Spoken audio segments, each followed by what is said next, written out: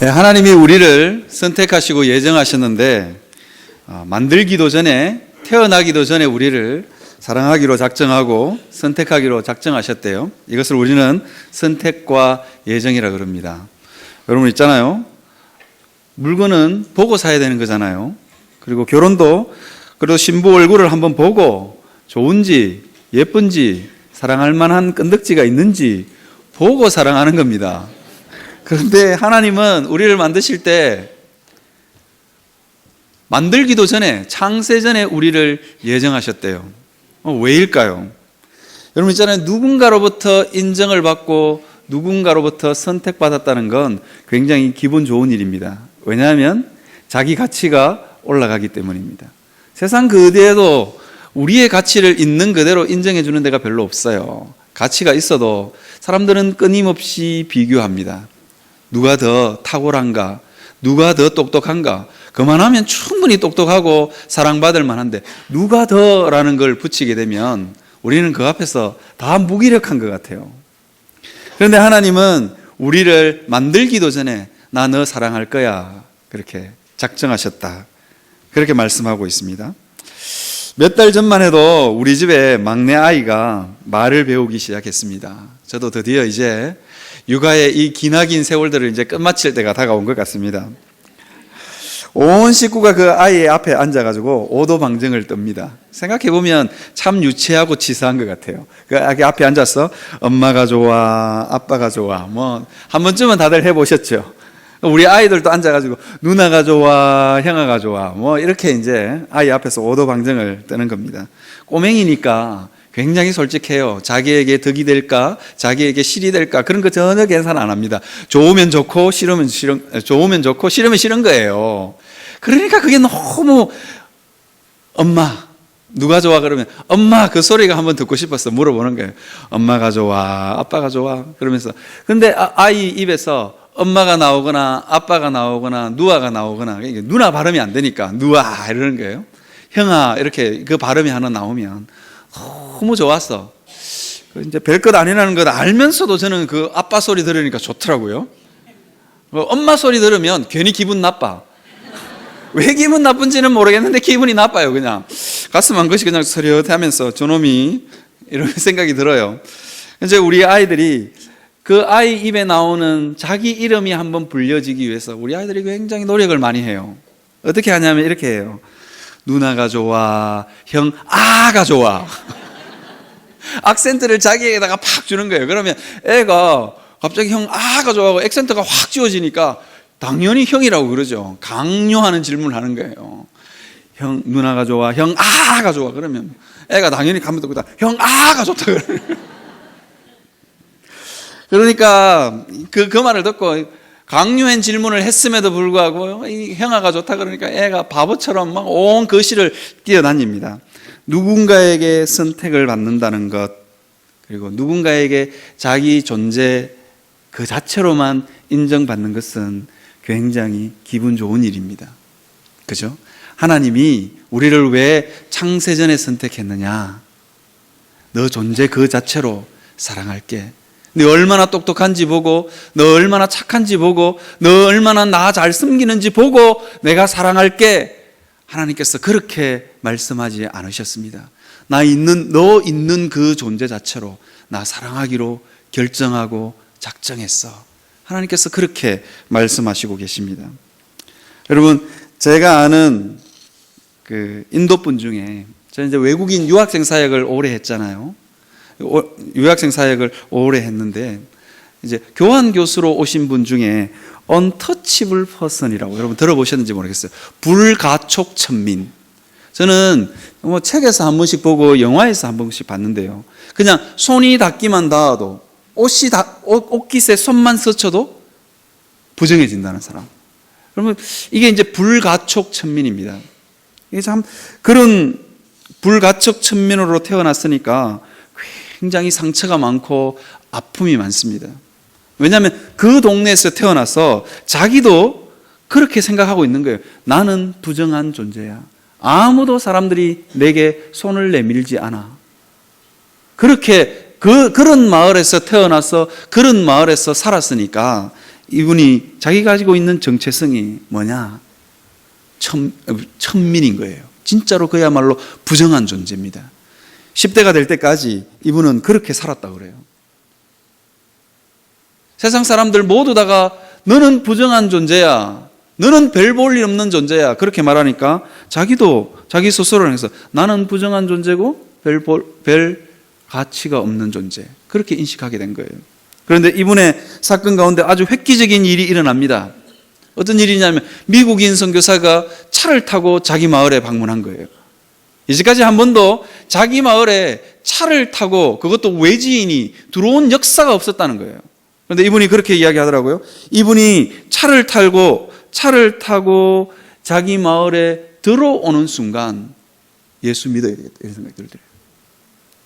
왜냐하면 자기 있는 그 존재 그 자체를 아무도 그에게 손을 내밀어 주지 않았습니다. 아무도 그들의 옷을 만지거나 아무도 그에게 손을 잡으려고 하지 않았는데, 이분은 자기 마을에 차를 타고 들어와서 자기들을 악수를 시작하고 이제 그런 일들이 벌어지는 거예요. 자기를 있는 존재 그 자체로 인정해 주었기 때문에. 본인이 그러더라고요. 나는 그 사람이 들어오는 순간부터 저 사람이 누군지는 모르겠지만 미국인 선교사라고 하는데 저 사람이 소개하는 그 신에 대해서 자기는 믿어야 되겠다, 그런 생각이 들더래요. 왜? 있는 그 존재 그 자체로 인정해 주기 때문입니다. 제가 이분하고 한 2, 3년 교제를 했는데요, 진짜 천민은 천민이더라고요. 왜냐하니까 커피를 타는데 커피에다가 설탕을 10스푼씩 집어넣어요. 그러면서 저에게 물어요. 뭐라고 묻냐면 리, do you want more sugar? 이렇게 물어요. 너 설탕 더 필요해? 그러는데 대답을 못 하겠어. 이게 커피를 타주는데 이분이 타주는 커피는 커피가 아니고 설탕죽이에요. 설탕죽. 거기에다가 한 20숟가락씩, 20스푼씩 막 쏟아 부으니까. 그런데 이분 앞에서 너무 낮은 자존감을 가지고 있었어. no라고 말을 못하는 거예요. yes. 무조건 yes예요. 그 설탕을 10스푼을 넣고 거기다가 더 넣어보세요. 그거 마시기가 장난이 아니에요. 그래서 그 커피를 마시면서 천민은 천민인갑다. 설탕하고 원수진 거예요. 어렸을 때 그렇게 설탕이 먹고 싶었는데 자기 동네에는 설탕이 없었다는 거예요. 그러니까 설탕이 원수가 져가지고 설탕만 보면 환장하는 거예요. 그런데 이분이 그렇게 예수님을 믿고 심리학 박사가 돼서 한국의 교환 교수로 왔어요. 그러면서 이분이 결국은 그 교수 자리를 박차고 결국은 신학을 하더라고요. 나처럼 천대받는 사람, 있는 그 자체로 나는 인정해주고 싶은 사람 되고 싶다. 미국인 그 선교사처럼. 여러분, 하나님은 우리를 있는 그 자체로 우리를 사랑하십니다. 너한테 있는 조건이 뭐니? 그렇게 묻지 않습니다. 너 얼마나 착하니? 너 얼마나 교회를 잘 섬기니? 그런 말 하지 않습니다. 있는 그 존재 그 자체로 우리를 사랑하십니다. 때로는 우리가 애들을 키우다 보면, 아니면 아이들을 키우거나 애들을 낳아보면 하자 있는 자녀가 있을 수 있잖아요. 그 중에 제일 못난 자식에게는 부모의 마음이 제일 많이 갑니다. 그냥 제일 애잔한 거죠. 어느 분이 그러더라고요. 굉장히 잘난 자식은 미국에 보내고, 미국에 빼앗긴대요. 잘난 자식은 잘 키울 필요 없습니다. 미국에 빼앗기고, 그 다음에 잘난 자식은 처갓집에 뺏긴다 그러더라고요. 처갓집 봉사하면서 산대요. 제가 치과 의사 선생님도 그러더라고요. 돈 다 벌면 처갓집에 나간대요. 자기 와이프가 다 쓴대요. 그 다음에 제일 못난 놈은 평생 끼고 살아야 된대요. 여러분, 하나님은 우리가 사랑받을 만한 조건이 있어서 우리를 사랑하시는 분이 아닙니다. 우리가 있는 그 존재 자체로 우리를 사랑하십니다. 여러분 있잖아요. 저는 우리 집에 애가 3명이나 있어요. 다 아시죠? 그런데 언제가 제일 행복하냐?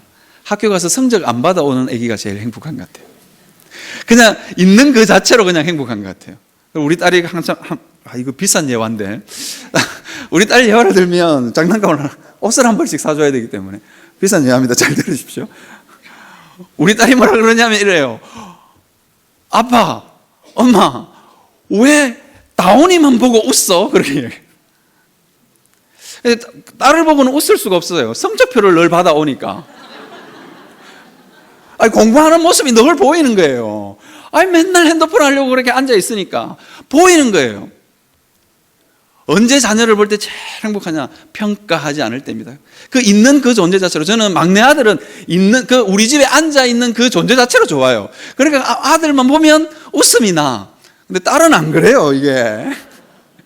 평가가 들어가기 때문이죠. 근데 하나님은 그런 분 아니라는 거예요. 있는 그 존재 자체로 우리를 사랑하신다는 겁니다.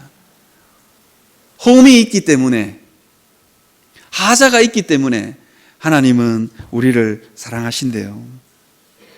여러분 있잖아요. 우리는 신앙생활을 하다 보면 가끔씩 이런 생각을 하잖아요. 하나님이 왜 이스라엘을 선택했을까? 좀 우리 민족도 좀 선택해주면 얼마나 좋았을까? 그리고 이 땅에는 참 많은 민족들이 존재합니다. 게르만족도 있고 한족도 있고 몽골족도 있고 뭐 수없는 민족이 있습니다. 그런데 왜 이스라엘일까? 저는 어렸을 때 그런 생각 많이 했습니다. 좀 우리 민족 좀 사랑해, 우리 민족 좀 선택해 주지. 백의의 민족이잖아요. 전쟁도 할 줄 모르고 얼마나 수많은 외세의 침입을 받았던 슬픔이 많은 민족인데 하나님 좀 사랑해 주면 안 되나? 그런 생각을 했는데 하나님은 왜 이스라엘을 선택했느냐? 모든 민족 중에 가장 못나고 가장 비루하고 가장 연약했기 때문입니다. 이게 제 말이 아닙니다, 여러분. 신명기 7장 7절에 보니까 이렇게 이야기합니다. 여호와께서 너희를 기뻐하시고 너희를 택하심은 너희가 다른 민족보다 수요가 많기 때문이 아니라 너희는 오히려 모든 민족 중에 적으니. 적고 연약했어. 너무너무 못났어. 하나님께서 이스라엘을 선택했다고 말씀하고 계십니다. 여러분 있잖아요. 이 히브리라는 단어, 이스라엘을 호칭하는 또 다른 호칭이 뭐냐면 히브리라는 단어입니다. 이 히브리라는 단어는 어떤 단어냐 하면요, 하비루라는 어근을 가지고 있는 그런 단어입니다. 하비루가 어떤 단어냐? 여러분 쉽게 설명하면 이게 참 우리나라 말하고 이게 연상이 잘 돼요. 이런 겁니다. 아무리 쳐다봐도 비루하네, 이런 뜻입니다. 무슨 말인지 아시겠습니까? 하비루 이런 뜻은 아무리 쳐다봐도 비루하네, 그런 뜻입니다. 이게 이제 하비루라는 뜻이 어떤 뜻이냐면 강을 건너온 자, 그런 뜻입니다. 강을 건너와서 끊임없이 떠돌아다니는 거예요. 이리 구르고 저리 구르고 그러다가 애 낳고 살고 그러다가 안 되면 또 떠나가고. 이 민족은 그 비루하고 혈통적으로나 문화적으로나 순수한 집단이 아닙니다. 왜냐하면 맨날 떠돌아다니기 때문에. 근데 이 떠돌아다니는 민족은 어떤 게 있냐면 이 떠돌아다니는 민족이 가는 곳곳마다 분쟁이 일납니다. 여러분 왠 줄 아시죠? 강을 건너왔어요. 전쟁을 해서 전쟁을 해서 다른 민족을 정복할 수 있는 힘도 없어요. 그냥 은근슬쩍 와서 먹고 사는 거예요. 여러분 유럽에 그 아랍계 난민들이 거기에 와 있잖아요. 처음에는 불쌍히 여겼어요. 그런데 자꾸 오니까 유럽도 그 양반인 유럽 동네도 이 아랍계 난민들 쫓아내라고 난리잖아요. 텐트 허름하게 치고 거기서 사는 거예요. 그 난민들이 몰려올 때마다 유럽의 실업 지수가 높아지는 거죠. 옛날에는 가난하고 못 살던 사람들이 허드렛 일이라도 하고 먹고 살았는데 이상하게 난민들이 오니까 그 자리를 대체하는 거죠. 자기들의 먹을 것이 빼앗기고 자기들이 살 집이 빼앗기는 그런 일들이 일어나게 되는 겁니다. 그러니까 이 히브리라는 이 단어에는 평화를 교란시키는 자. 이 사람들이 오면 평화가 깨지는 거예요. 깨고 싶어서 깨는 게 아닙니다. 그 존재 자체로 그냥 깨는 거예요. 왜냐하면 비루하고 천민이라서, 떠돌아다니는 집단이라서. 그래서 하나님이 선택했다. 너무 불쌍했어. 선택했다. 그래서 여러분 있잖아요. 우리는 신앙생활 하면서 손해볼 것이 없습니다. 왜냐하면 하나님이 우리를 조건을 보고 선택한 게 아니거든요. 하나님이 우리가 잘난 게 있었어, 가능성이 있었어 우리를 선택한 게 아닙니다. 세상은요, 가능성이 있어야 선택합니다. 가능성이 있어야. 뭔가 좀 도와주면, 교회에서 그렇잖아요. 제가 구제나 이런 거 할 때마다 좀 도와주면 가능성이 있어야 하는 거잖아요. 그런데 하나님은 그렇지 않다는 거예요. 가능성이 없기 때문에, 누가 봐도 가능성이 없기 때문에 내가 사랑해주지 않으면 그 누구도 사랑해주지 않을 것 같아서 하나님은 우리 인생들을 선택하셨습니다. 성도를 가능성이 없어서 선택하신 것입니다. 여러분 있잖아요, 하나님이 왜 선택과 예정이라는 단어를 떠올려서 우리를 사랑한다라고 말씀하실까? 이런 거예요. 하나님이 산산이 부서진 우리의 모습을 보고는 하나님도 기가 막힌 겁니다. 여러분, 때때로 우리가 그럴 때 있잖아요. 정말로 가난한 사람들, 지난주인가요? 우리 성경덕 선교사님 왔는데 그 인도네시아 쓰레기통에서 자라는 아이들 보면서 우리나라 청년들요, 마음이 굳을 대로 굳어 있습니다. 취직도 안 되고 장가도 못 가고. 그래서 우리나라 청년들만큼 마음이 굳은 백성이 어디 있을까? 마음이 메마른 백성이 어디 있을까? 저는 종종 그런 생각을 합니다.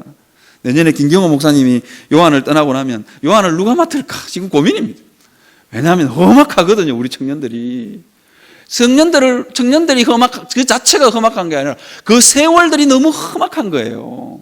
저도 요한 2년 맡았는데 험악한 세월들 청년들하고 같이 신앙생활 하는 게 쉽지 않습니다.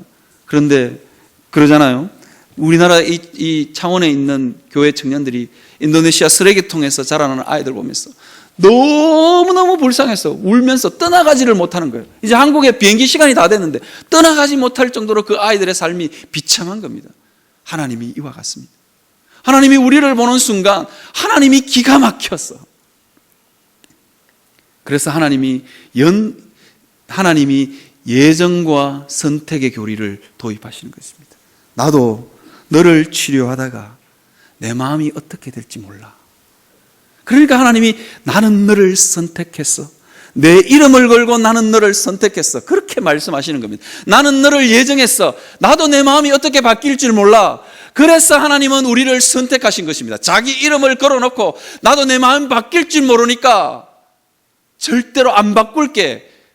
그 표현이 바로 예정과 선택의 교리입니다. 때로는 우리는 잘난 것처럼 착각할지 모르겠지만 우리의 모습이 이와 같다는 것입니다. 여러분, 벌써 10년 전 일인데 이야기를 해서 너무 죄송합니다. 우리 집 사람이 그 혼수품으로 해온 것 중에 꽤 괜찮은 것들이 많아요. 뭐 백화점에서 양복도 사주고 뭐 이렇게 뭐 꽤 괜찮은 것들이 많습니다. 그 중에 제 마음이 제일 들었던 게 뭐냐면 미국 모 회사에서 만든 그릇입니다. 안 깨진다 그러더라고요. 아니 뭐 자취하면서 늘 남이 쓰던 그릇 얻어 쓰기도 하고, 우리 어머니가 집에서 이나간 것, 뭐 안 쓰는 그릇들 이런 거 주면 감사하게 받아가서 쓰기도 하고. 왜? 우리 어머니는 저에게 좋은 그릇을 준 적이 없습니다. 다 깨먹는다고. 우리 어머니가 저보고 그러더라고요. 털파리 채원이한테는 이런 거 줄 수가 없어. 이러면서 우리 어머니가 항상 안 깨지는 그릇, 쇠로 된 그릇, 뭐 이런 거, 집에서 쓰고 남는 그릇, 후라이팬도 항상 1년 정도 쓰다가 남은 거, 이런 거 줘요. 항상 태워 먹으니까. 근데 집사람이 혼수품을 해왔는데 새 그릇을 사왔어요. 그것도 미국에서 안 깨진다는 그릇을 사왔습니다. 뭐 코모로 시작되는 그릇인데, 제가 너무 신기한 거예요. 한번 던져도 보고 싱크대에 한번 던져도 봤는데 안 깨져 진짜로.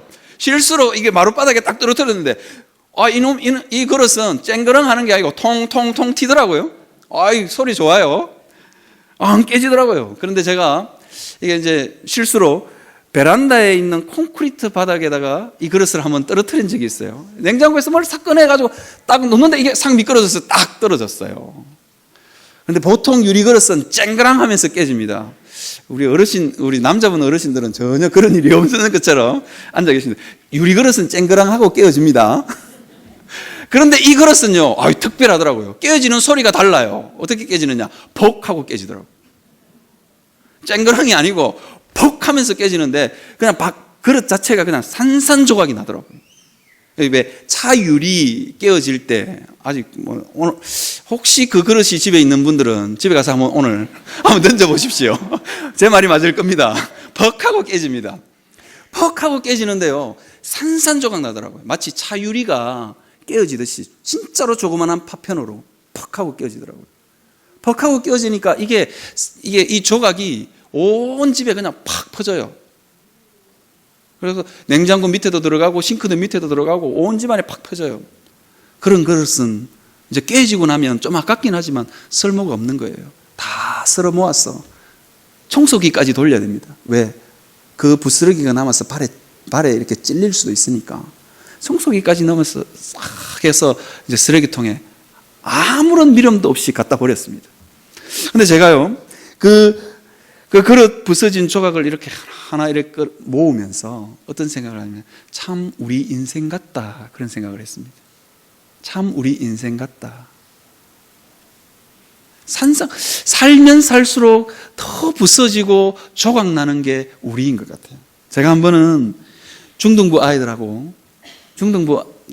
아이들한테 제가 이렇게 이야기했어요. 그 앞길이 구말리 같은 창창한 중등부 아이들에게, 야, 너네 인생이 어떤 줄 아니? 이제 설교 원고 이게 마지막 첫 장은 필요해. 너네들 인생이 어떤 줄 아니? 너네들은 꿈에 부풀어 있지. 너네 인생은 있잖아. 이런 거야. 이런 종이와 같아. 이러면서 제가 이걸 확 구겼어요. 여러분, 인생을 오래 사신 분들은 압니다. 우리는 살면 살수록 구겨지고 망가지는 게 우리입니다. 그냥 이렇게 완전히 구겨진 인생, 살면 살수록 구겨집니다. 이것이 우리의 인생입니다. 하나님이 그것을 너무너무 잘 아셨어요. 그래서 하나님이 우리를 선택하신 것입니다. 선택해서 구겨지는 인생을 주님께서 펴기를 원하셨습니다. 조각조각난 우리의 인생을 다 하나님께서는 조각조각을 맞추어서 하나님의 걸작품으로 만들어가고 싶은 것이 하나님의 마음입니다. 여러분, 그래서 하나님이 우리를 선택하신 것입니다. 여러분 있잖아요, 이게 하나님의 선택 교리를 이게 설명하니까, 지난 2부 때 설명해 보니까 1부, 2부 때 설명하니까 좀 재미가 없어요. 잘 좀 들어주시면 좋을 것 같아요. 하나님의 선택 교리. 왜 재미가 없냐면요, 이 선택에는 우리의 노력이 전혀 들어가 있지 않기 때문입니다. 설교 중에 어떤 설교가 가장 파워풀하냐? 여러분, 이렇게 하면 하나님이 복을 주십니다. 이래야 성도들이 아멘 합니다.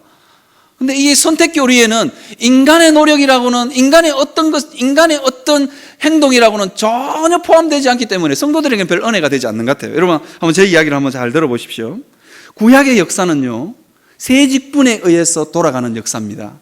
뭐냐면 왕과 선지자와 제사장입니다. 그럼 구약을 찬찬히 한번 읽어보십시오. 구약은 세 직분에 의해서 돌아갑니다. 왕, 선지자, 제사장. 그런데 제사장은요, 하나님이 제사장을 부를 때는 지파를 정해놓지 않고 어느 지파에 서든지 간에 하나님이 선택해서 불러서 선지자로 세우셨습니다. 그런데 왕과 제사장의 지파는 하나님께서 정해 놓으셨습니다. 예정하시고 선택해 놓으셨습니다. 어느 지파입니까? 유다 지파입니다. 유다 지파는 왕의 지파입니다. 유다 지파를 통해서 누가 오느냐? 메시아가 오죠. 예수 그리스도가 오는 지파입니다. 레위 지파는 어떤 지파냐? 성전을 섬기는 제사장 지파입니다. 그런데 다른 지파에 대한 설명은 별로 없지만 이 유다 지파와 레위 지파를 하나님이 구약 창세기에서 설명을 하는데 과간입니다. 진짜로 과간입니다. 유다 지파는요, 성적인 타락이 굉장히 깊은 집입니다. 어느 날 유다가 아들을 놓는데 아들 잡아먹는 이방 여인 다말을 자기 집에 며느리로 들인 거예요. 근데 이제 셋째 아들이 있는데 셋째 아들이 주기 싫어. 왜냐하면 아들 잡아먹는 며느리 얻었으니까. 나는 정말 재수도 없지. 어떻게 저런 며느리가 우리 집에 들어와가지고 결혼만 시키면 아들이 죽어. 첫째 아들이 죽고 둘째 아들이 죽고 셋째 아들 하나 있는데 유다가 꼼수를 부립니다. 저거 숨겨야 되겠다.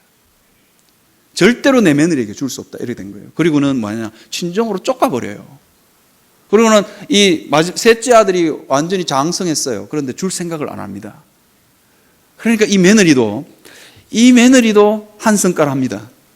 보통이 넘어요. 어떻게 하느냐, 우리 시아버지가 가만히 보니까 창녀촌을 자주 다녀요. 며느리니까 같이 살았으니까 아는 거예요. 창녀촌에를 다녀. 그러니까 우리 시아버지 아무리 봐도 못됐어. 이렇게 되는 거예요. 왜? 자기를 평생 청산과부로 죽게 하니까. 우리 시아버지 진짜 못됐어. 그러면서 시아버지와 동침할 계획을 짭니다. 어떻게 짜느냐? 우리 시아버지가 창녀를 좋아하니까. 우리 시아버지는 창녀를 좋아해. 그러니까 창녀 복장을 하고 시아버지 앞에 나타나는 거예요. 머리에 면사포를 두르고 나타나는 겁니다. 그리고는 그 시아버지와 동침해서 낳은 아들이 누구냐? 여러분 잘 아시죠? 베레스입니다. 베레스와 세라입니다. 여러분, 베레스는 특별하게 성경에 이름을 기록하고 있어요. 뭐냐면 이런 겁니다. 터트림, 이런 겁니다. 터트림. 엄마 배를 터트리고 나왔다, 이런 뜻입니다. 이 베레스, 왜 성경이 이런 표현을 썼냐면 이 더러운 세상 한번 뒤집어야 되겠다, 이런 뜻입니다, 그게. 그런데 그 베레스를 통해서 누가 오느냐? 예수 그리스도가 옵니다. 베레스를 통해서 예수 그리스도가 옵니다. 그리고요, 이게 창세기 38장이 유다 이야기를 기록해 놓고 있는데요. 그리고 나서는 저 뒤편 창세기 49장에 가면 어떤 이야기가 기록되어 있느냐?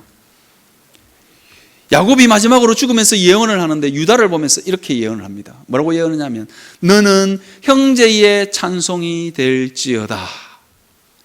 규가 영원히 너를 떠나지 아니하며 통치자의 지팡이가 내 발 사이에서 떠나지 아니하리라, 이렇게 이야기합니다. 여러분 생각을 해보십시오.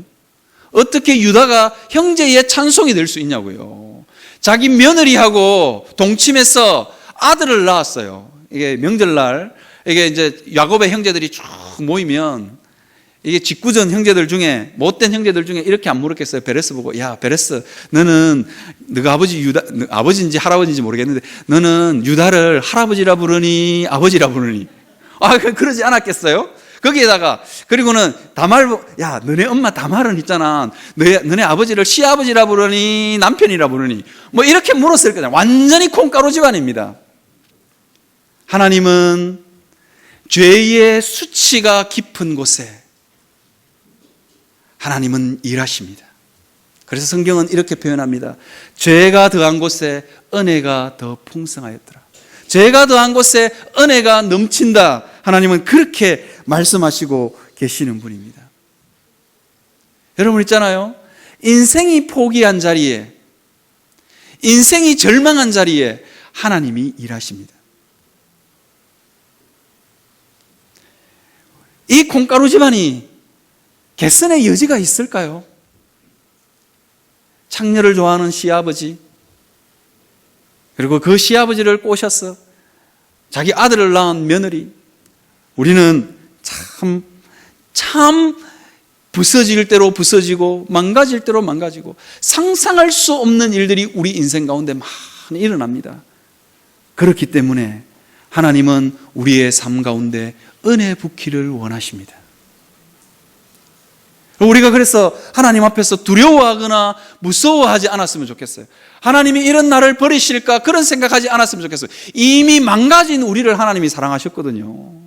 이미 망가져가지고 다른 사람들이 고개를 절레절레 흔들고 하나님도 우리를 바라보시면서 기가 막혀서 하나님이 우리를 사랑하기로 결정하신 겁니다.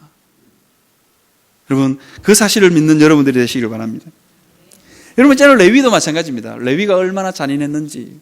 여러분, 때로는 우리가 자식을 키울 때 보면 저놈의 자식 저거 누구 닮았어, 그런 이야기를 하지만 그런 이야기도 못할 때도 종종 있어요. 너무 못됐어. 저는 가끔씩 그럴 때가 있습니다. 저도. 근데 야곱이 레위를 탁 보는데 저놈이 너무 못됐고 잔인한 거예요. 어떤 일이 있었냐면 디나 사건입니다. 디나 사건을 통해서 자기 여동생 디나가 하몰 족속에게 놀러 갔다가 겁탈을 당해요. 이게 그래서 레위가 어떻게 하냐면 자기 형제들을 다 규합해서 이 하몰 족속을 전멸을 시켜버립니다. 굉장히 잔인하게 하몰 족속을 대합니다. 그러니까 야곱이 자기 아들의 성품 가운데 있는 잔인한 걸 본 거예요. 그러니까 야곱이 마지막으로 죽어가면서 유언을 하는 자리에서 이 레위를 가리켜서 뭐라고 이야기하느냐, 이렇게 이야기합니다. 너의 칼은 폭력의 도구로다. 이게 옛날 성경에 이래, 너는 잔해하는 칼이라, 그렇게 이야기합니다. 노여움이 혹독하니 저주를 받을지어다. 분기가 맹렬하니 저주를 받을지어다. 아니, 아버지가 그것도 마지막 죽으면서 이 자기 아들에게 하는 유언이 이겁니다. 너는 저주를 받을지어다.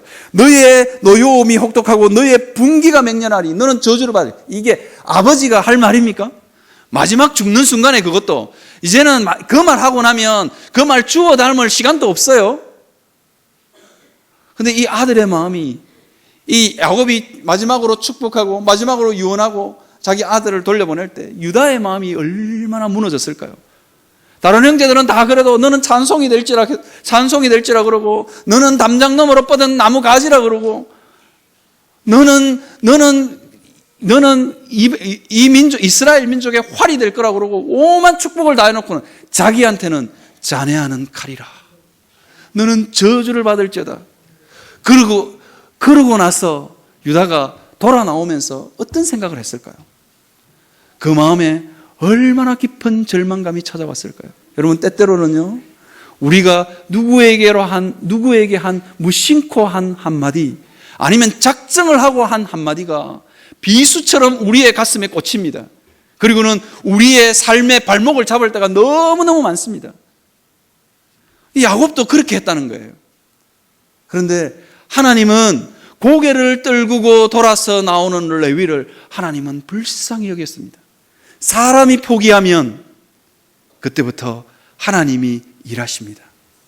그래서 여러분, 교회 안에서 사람의 인정 좀 못 받는다고 너무 가슴 아파하고 그러지 마세요. 하나님이 기억하십니다. 사람이 포기하고 사람이 머리를 절레절레 흔드는 그 사람, 그러면서 자기도 자기를 봐도 너무너무 고통스러워. 그렇지. 내가 잔해하는 칼이지. 나는 저주를 받아 마땅해. 그러고 돌아서는 레위를 바라보면서 하늘에서 아무도 레위를 지켜보지 않고 있을 그 순간에 하나님은 지켜보셨다는 거예요. 하나님은 두 눈을 뜨고 야곱의 레위의 눈물을 보셨다는 거예요. 여러분, 아무도 인정해 주지 않았어. 내가 나를 봐도 너무너무 초라한 그 순간에, 눈물 흘리는 그 순간에 나를 지켜보고 있는 눈빛이 있다는 것. 마침내는 나를 고쳐서 하나님의 사람으로 영광의 찬송이 울려 퍼지게 하기를 원하시는 하나님이 있다는 것을 여러분 기억하시기를 바랍니다. 저는요, 우리 자녀들 보면서 어제 설교 준비를 하고 집에 가서 누워 앉아 있는데 우리 집 사람이 남의 속도 모르고 설교 원고를 든 목사는 정말 초라합니다. 여러분 그거 아시죠? 제가 얼마나 두렵고 떨리고, 오늘도 제가 2부 설교를 하고 교육자실에 가서 절망에 떨어져 있었습니다. 설교 원고를 든 목사는 굉장히 초라해요. 근데 어제 집사람이 집에 와가지고 남의 속도 모르고 그냥 우리 애가 어떻니? 둘째는 어디에 재능이 있니? 오만 소리를 다 하는 거야. 진짜 남의 속도 모르고 진짜 그냥 막 와이프 만나 이런 생각이 막 밀려오는데도 제 마음속에 와이프가 한마디 우리 애는 이런데 재능이 있어. 그 말이 제 가슴 속에 설교보다도 더 속속 박히는 거 있죠. 아니, 설교가 지금 머릿속에 떠나면 안 되는데 자고 일어나면 원고가 지워질까 이 걱정을 하고 있는데 집에 와이프 가서 남의 속도 모르고 그냥 우리 누구는 이런 재능이 있어. 우리 딸은 어떻고 저떻고, 둘째는 어떻고 저떻고, 지하철을 탔는데 있잖아, 모든 사람이 얘를 좋다 그래. 좋든지 말든지 진짜. 그런데 좋든지 말든지 그게 내 가슴 속에 박히면 안 돼요. 그런데 이게 내 머릿속에 남아가지고 기대가 되는 거야. 부모의 마음이죠. 하나님이 여러분들을 그렇게 바라보고 있다는 거예요. 그 하나님을 여러분 잊지 마시기를 바랍니다. 여러분 있잖아요, 오늘 이 에베소서에서 뭐라고 이야기하냐면 우리는 어떻게 이 성화되어져 가고 마침내는 영광의 찬송이 될 수 있을까? 하나님이 무엇을 이야기하냐면 이렇게 이야기합니다.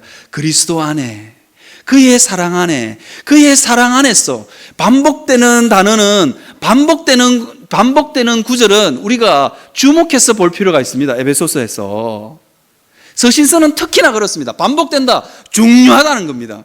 하나님이 뭐라고 말하냐? 너 이를 악물고 거룩하게 한번 살아봐라. 네 안에 있는 흠 그거 한번 떨어내봐라. 그렇게 이야기하지 않으시고 내 안에 거하라 그렇게 이야기합니다. 여러분 제가 이걸 가지고 얼마나 어제 저녁에 고민을 거듭했는지 모릅니다. 왜냐하면 이 내 안에 거하라 이 말은요 어떤 뜻이냐면 믿음의 의지적인 측면을 강조한 단어가 아닙니다. 신앙의 의지적인 측면이 있습니다. 하나님께 우리가 좋은 것 하면, 하나님을 우리가 부지런히 섬기면, 하나님을 더 깊이 사랑하면 이게 믿음의 의지적인 측면입니다.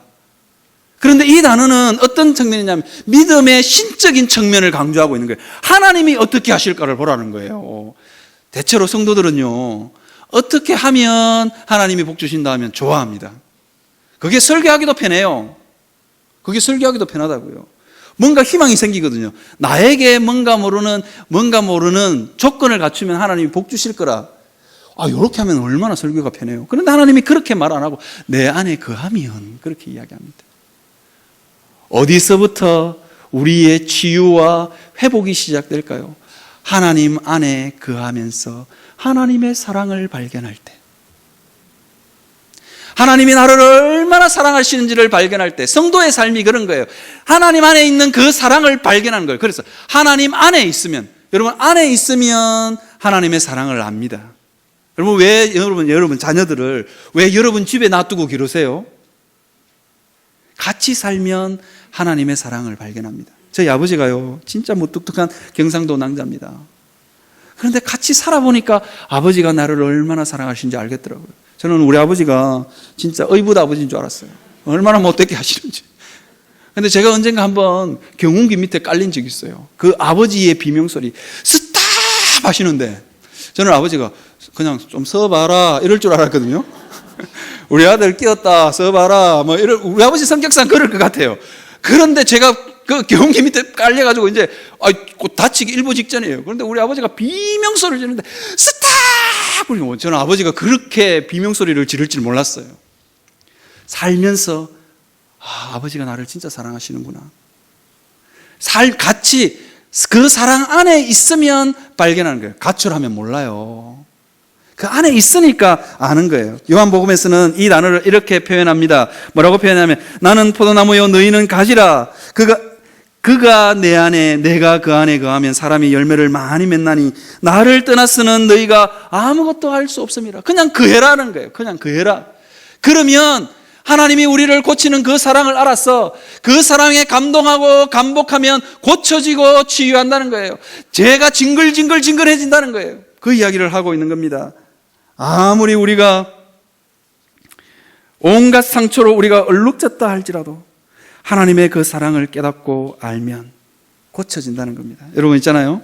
신문을 보다가 부산의 한 치매 노인 이야기를 들은 적이 있습니다. 치매 노인이 머리에다가 보자기를 이고 경찰서에 잡혀왔어요. 근데 그 보자기 안에 뭐가 들었냐 하니까 찰밥하고 미역국하고 애기 네이 한 벌이 든 거예요. 수년 동안 찾아오지 않는 딸이 임신했다는 소리를 들은 거예요. 그런데 이 치매 노인이 치매 가운데 있으면서도 딸한테 뭘 하나 줘야 되겠다. 수년 동안 안 찾아봤어요. 부모와 자식 인연 자주 안 찾아뵈면 그냥 끊기는 거예요. 그죠? 그런데 이 어머니는 다른 어머니를 잊었는지 모르겠지만 어머니는 딸을 잊을 수 없는 거예요. 딸이 임신했다 그러니까. 그리고 뭐 출산을 했는지 뭐 어떻게 됐는지 모르겠어요. 딸이 임신했다는 소리를 듣기만 들은 것 같아요. 그리고는 찰밥과 미역국, 애기 놓으면 그거 먹는다면서요? 그거 준비하고 네이 준비해서 딸 집에 가다가 딸 집을 잊어버린 거예요. 경찰이 불러다가 당신 딸 누구요? 몰라요. 할머니 주민등록증 어떻게 줘야 딸 있는 연락처를 알았어요. 연락을 했어요. 딸이 어머니 보면서 내가 못 살아. 이제 출산해가지고 산후조리하고 있는데 남편 보고 가라니까 뭐 그런 집들은 대체로 그런 것 같아요. 남편 보고 가라니까 남편이 네가 가라. 안 그렇겠어요? 네가 가라. 그리고 자기 어머니니까 경찰은 오라 그러죠. 그러니까 딸이 이제 내가 못 살아 그러면서 경찰서 문을 열고 탁 들어가서 경찰이 그럽니다. 어머니가 준비해 온 겁니다. 이거 가지고 갔어요. 그런데 그 보자기를 연 거예요. 근데 그 안에 미역국하고 찰밥하고 애기 네이 한 번 있는 거예요. 딸도 울고 경찰도 울고 다 우는 거예요.